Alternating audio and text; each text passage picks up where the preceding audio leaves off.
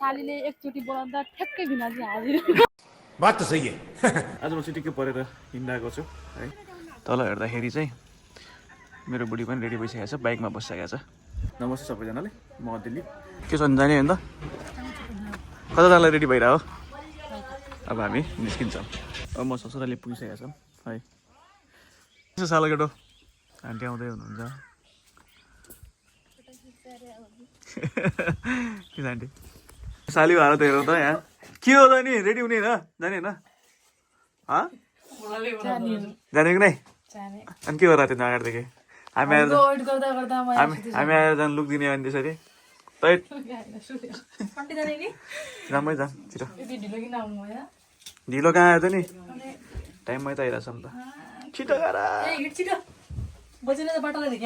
फेरि रेडी भइरहेको हो त कति रेडी हुने यार पार्किङ गऱ्यो होइन टिकट चाहिँ यस्तो रहेछ क्या फेरि 50 रुपियाँ डेन्जर मेलाको उसमा चाहिँ पार्किङ पनि एकदमै चर्को लिइरहेको रहेछ 20 रुपियाँ हुन्थ्यो अरू ठाउँमा त 20-25 रुपियाँ यसमा चाहिँ 50 रुपियाँ लिइरहेको रहेछ क्या अहिले चाहिँ हामी मणिका धाम दर्शन गर्न गइरहेको छौँ इनिसिएटिभ हो है तिम्रो मागो हो र शुक्ल बाटाको हो यो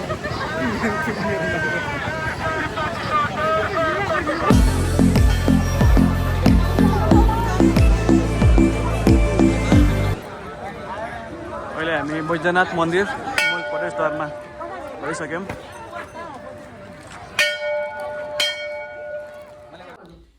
ल नभन्दै मेरो सासूआमा पनि इन्ट्री भयो।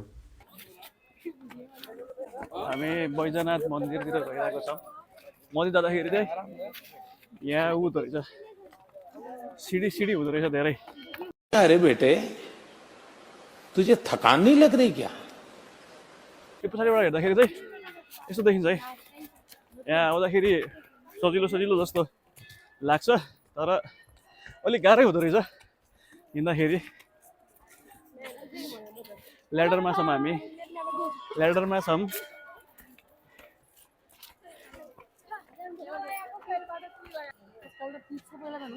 ढुङ्गाको बाटो हो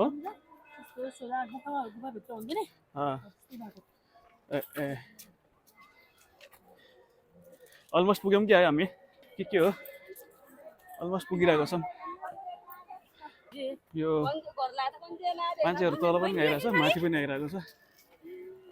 यसलाई चाहिँ फेमस चाहिँ यो मणिका धाम भनेर चिन्दो रहेछ होइन। बैजनाथ रहेछ न मन्दिरको नाम त खासमा होइन र के हो हँसाली नानी बैजनाथ धाम हो यो बैजनाथ धाम। के माग्नुहुन्छ यहाँ के माग्छ भन नि त तिमी म हजुरको लागि एउटा क्युट छोरी होइन अरू सालीले एकचोटि बोलाउँदा ठ्याक्कै भिनाजी हाजिर अरू दिदीलाई भन्दा सालीलाई राम्रो भन्नु हो वाह हजुरको धारणा के छ यसमा भन्नुहोस् त हजुरको धारणा के छ यसमा। इग्नोर हान्दैछ अरे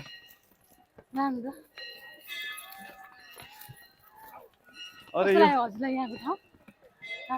खतरा छ खतरा भिड चाहिँ डेन्जर हुँदो रहेछ होइन। कहाँ हो माडासाडा पकाएर ल्याउँथ्यो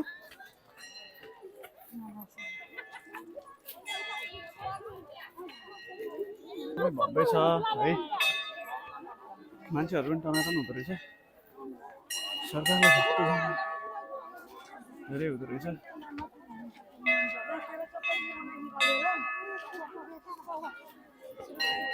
हामी मेन उसमा पुग्यौँ के अरे यहाँनिर होइन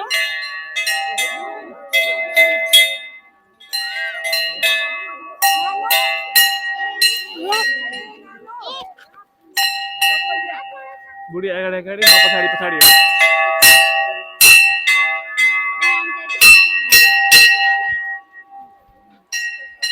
फाइनली हामी मन्दिर वरिपरि पुगिसक्यौँ के अरे। कहाँ गयो खै जुत्ता खोल्ने हो दाइ जुत्ता यतै खोल्नुपर्छ हो यतै खोलाउँ न त दिँदैन होला कि दिन्छ लगाइराख त मान्छेहरूले बाहिरतिर खोले भइहाल्यो त होइन र अब यहाँ भनेको चाहिँ जुत्ता खोल्ने हो म चाहिँ नि खोलिदिउँ है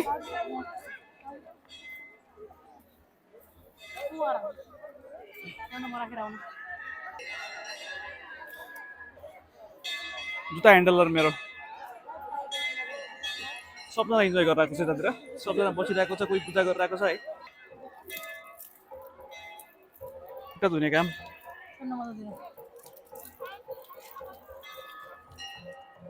र खुट्टा धुने काम भइरहेको छ हाम्रो अब I don't ever slow up, no I don't take shit. I got no love for the fakeness. If you wanna play tough and wanna hate this, I'll always show up.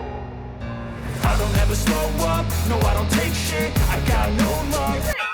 हामी मन्दिरमा पुग्यौँ अनि मन्दिरमा पूजा गर्न सुरु गऱ्यौँ कहाँ लाउने हो यहीँ राख्ने हो यो पनि यो चाहिँ पुल रहेछ यतातिरको अनि यहाँनिर भगवती थान रहेछ हामी दुईजना बुढाबुढी मिलेर भगवतीमा त्रिशूल अनि ध्वजा चढायौँ त्यस पछाडि हामी त्यहाँबाट मन्दिरतिर लाग्यौँ मन्दिरमा पनि हामीले पूजा गर्नु थियो त्यहाँ पनि पूजा गर्ने भनेर अब त्यहाँ चढाइसकेपछि त्यहाँ पनि चढाउनु पर्छ भनेर हामी निस्किन लाग्थ्यौँ एकैछिन ल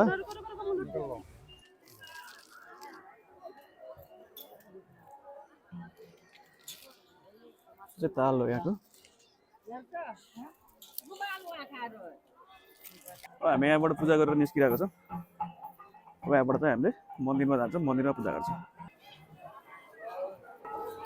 हामीले ल्याएको ध्वजा चाहिँ विभिन्न ठाउँमा बाँध्नुपर्ने थियो त्यसै अनुसार मैले मन्दिरको छेउमा पनि त्यो ध्वजा बाँधेँ अनि दुईजनाले पूजा गऱ्यौँ अनि त्यस पछाडि हाम्रो काम के हुन्छ भने डिफ्रेन्ट प्लेसेसहरूमा डिफ्रेन्ट ठाउँमा चाहिँ डिफ्रेन्ट ल्याएको सामानहरू जुन छ हामीले चढाउने सामानहरू छ त्यो चाहिँ हामीले चढाइरहेको थियौँ त्यस पछाडि यहाँ पनि हामीले त्यही प्रोसेस गऱ्यौँ धुप बाल्यौँ है अनि ध्वजा बाँध्यौँ अनि त्यस पछाडि चाहिँ अब हामीले एउटा काम बाँकी भयो पाठ पढाउने होइन एउटा पण्डितजीकोमा गएर अनि त्यहाँनिर बसेर पाठ पढाउनु पर्ने थियो अनि त्यसको लागि चाहिँ हामीले पण्डित खोजिरहेको थियौँ पण्डित धेरै हुनुहुन्थ्यो तर बिजी हुनुहुन्थ्यो कि त्यतातिर त्यही भएर हामीले एउटा पण्डित चाहिँ भेटायौँ अनि उहाँसँग मजाले बसेर कि हाम्रो धार्मिक ग्रन्थ अनुसार मजाले बसेर चाहिँ एकछिन के गर्नुपर्ने थियो त्यो चाहिँ गऱ्यौँ